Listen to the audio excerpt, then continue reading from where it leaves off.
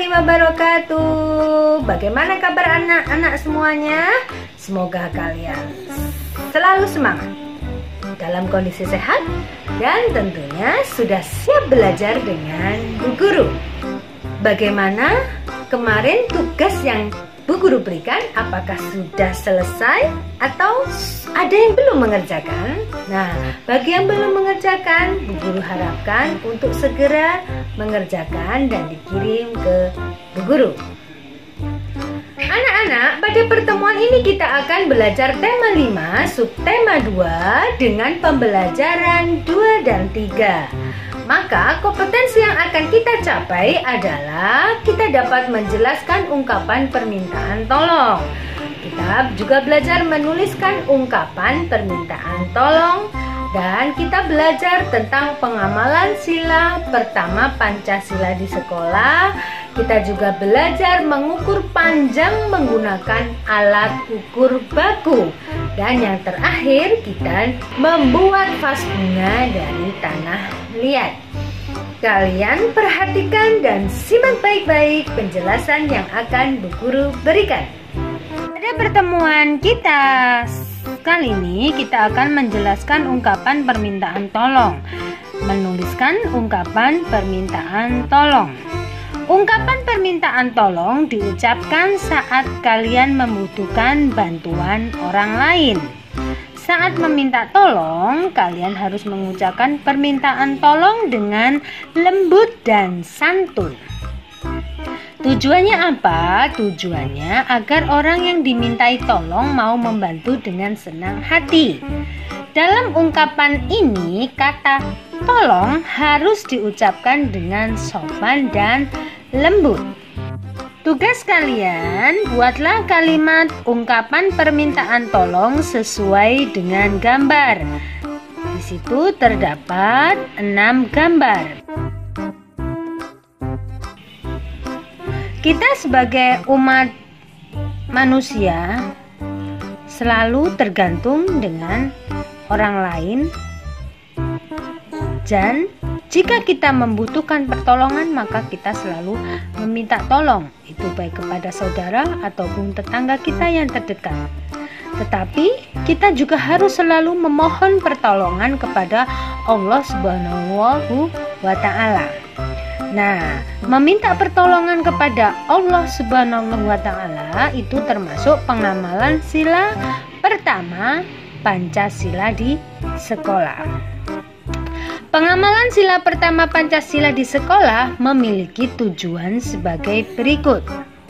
Yang pertama, memohon kepada Tuhan agar setiap kegiatan di sekolah dapat terlaksana dengan baik. Yang kedua, mengembangkan sikap saling menghormati kepada teman dalam menjalankan ibadah sesuai dengan ajarannya. Yang ketiga, membina kerukunan dengan teman walaupun berbeda agama.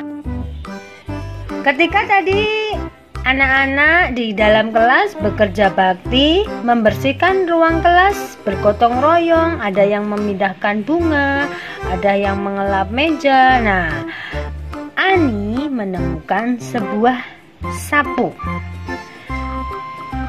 Sapu dapat diukur panjangnya. Nah, kita bisa mengukurnya dengan alat ukur yang baku. Pengukuran dengan alat ukur baku menghasilkan hasil yang sama walaupun diukur oleh orang yang berbeda. Perhatikan contoh hasil pengukuran panjang berikut. Nah, itu tertera. Kita mulai dari pangkalnya sapu. Nah, di situ sampai ujungnya adalah 160 cm. Jadi sama dengan 1 meter lebih 60 cm. Mengapa kita bisa menulisnya 1 meter? Karena 1 meter sama dengan 100 cm. Bisa dipahami anak-anak? Untuk memperindah kelas, biasanya kita membutuhkan sekumpulan bunga yang akan kita taruh di dalam sebuah vas. kita akan belajar membuat vas bunga dari tanah liat. Salah satu bahan alam yang mudah ditemukan di sekitar kita adalah tanah liat. Tanah liat dapat dibuat menjadi bahan kerajinan.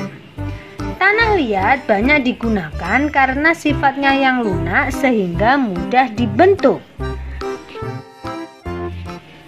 Adapun langkah-langkahnya sebagai berikut. Yang pertama, sediakan tanah liat dan air. Yang kedua, gunakan sarung tangan elastis. Yang ketiga, tentukan pola yang akan dibuat. Yang keempat, ambil tanah liat secukupnya. Yang kelima, basahi tanah liat dengan air secukupnya. Dan langkah yang keenam yaitu tanah liat dibuat jangan terlalu encer. Perhatikan langkah tersebut, kemudian lakukan langkah-langkah tersebut. Yang pertama, buat pilinan di atas meja. Yang kedua, buat lempengan lingkaran sebagai alas. Yang ketiga, lilitkan di atas lempengan. Yang keempat, rapikan dengan menggunakan boots. Dan langkah yang terakhir yaitu selesaikan bentuk dengan pilihan. Menarik bukan anak-anak? Anak-anak, bagaimana penjelasan yang Bu Guru berikan tadi? Apakah kalian telah menyimaknya dengan baik? Nah, Bu Guru harapkan kalian benar-benar belajar dengan seksama.